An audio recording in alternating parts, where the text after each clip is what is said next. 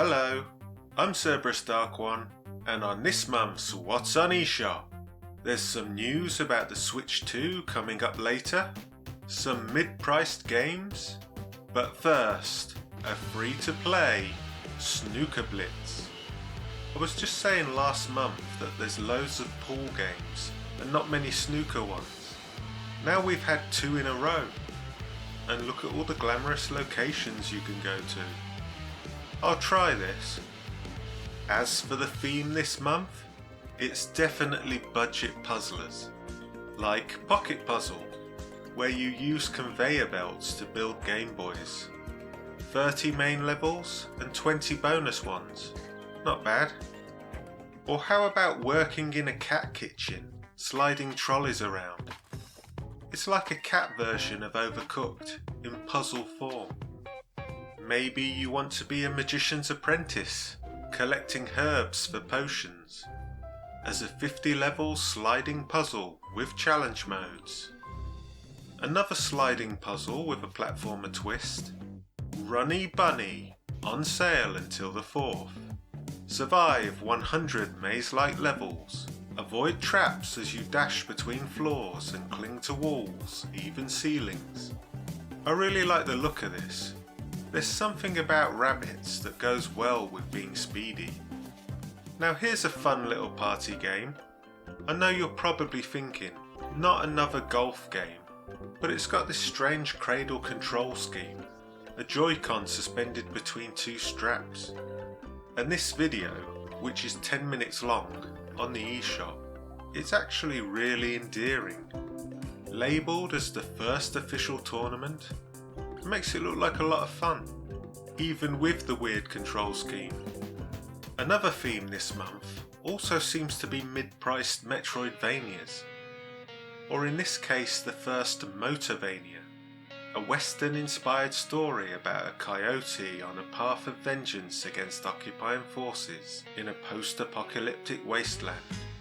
This is another one I really like the look of. It's an interesting take on a well-worn genre. I'm putting it on the wishlist, the first for 2025. Next, Blade Chimera, a cyberpunk Metroidvania about a demon hunter and an otherworldly sword that can shapeshift into a wide array of utilities and manipulate time, explore a desolate Osaka and fight brutal battles against terrible demons. Another dark fantasy, Elder Magnolia Bloom in the Mist, a sequel to the 2021 game Ender Lilies. In a magical kingdom on the verge of collapse, artificial lifeforms created to help have been poisoned into madness, turning them into feral monsters. Venture out to find the truth with 30 different unique skills acquired from companions along the way. This has a great 2D art style, as does Tales of Iron 2. I had to instantly put this on my wishlist. It just looks awesome, but it does have brutally challenging combat. I'm not sure about that. I've heard it described as a 2D Dark Souls crossed with Game of Thrones. I don't mind a game that requires a lot of skill or has a steep learning curve, but you've got to be in the right mood. It does look good though. Freedom Wars Remastered. Convicted from birth, forced into a 1 million year prison sentence, you must fight your way to freedom, surviving deadly missions against powerful enemies, all to reduce your sentence. It's a great concept for an old PS Vita game. And the final new release I'm covering is Symphonia, 10% off until the 2nd of February. It's a platformer set in the realm of music. You play as a violinist who has to gather other prestigious musicians to form an orchestra and bring life back to the world. And you know, with a story like that, it's going to have one hell of a soundtrack. Now here's the top 3 new releases. There's a Cozy Room in 3rd,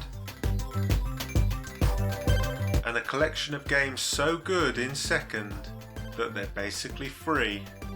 But of course, the number one, the new number one, is Donkey Kong Returns. Banana Slammer. Donkey Kong is my favourite game character, and I love the original Wii game, even with the motion controls, that I never really had a problem with, even if others complain. But this is less of a remaster of the 3DS version with the extra levels, and more of a remake, as it uses a completely different engine. The original used the Metroid Prime engine, if you can believe that, but I think this is a pretty good version, as long as you're not playing co-op. Well, that about wraps things up. I don't think there's anything else to cover, except the reveal of the Switch 2, the one thing many of us have been waiting for. And it kinda looks exactly the same. Bigger screen, bigger Joy-Cons. It's got that new mouse feature. Who knows what that's going to be used for. It can play both digital and physical Switch 1 games. Hopefully the online subscription continues over, which would make sense with the cloud saves. But otherwise, it's pretty much a plain sequel. Same again, please. And why would you change it? They even show us a new... Wait. What was that? What the hell is that? Zoom. Enhance. Zoom. Who the hell is this? Donkey Kong, what have they done to you? On the same day they released this, they completely changed my favourite character. The one I always pick in Mario Kart and every other game. A lot of people have been talking about this since the reveal, more so than the Switch 2. Some say that all the characters have a more classic style, or they look closer to the film versions, which made me think of the original Super Mario Kart. Maybe this new, supposedly 24-player Mario Kart is actually a reboot of the first one. No gimmicks, no vehicle transformations, just straight racing, with items. I was shocked when I first saw this, but after 2 weeks, the new look for Donkey Kong, or Donkey Kong Jr., whoever it is, it's actually starting to grow on me. So we'll see. Wait until April for the real big reveal. But that is it for this month's What's on eShop. I'll see you again.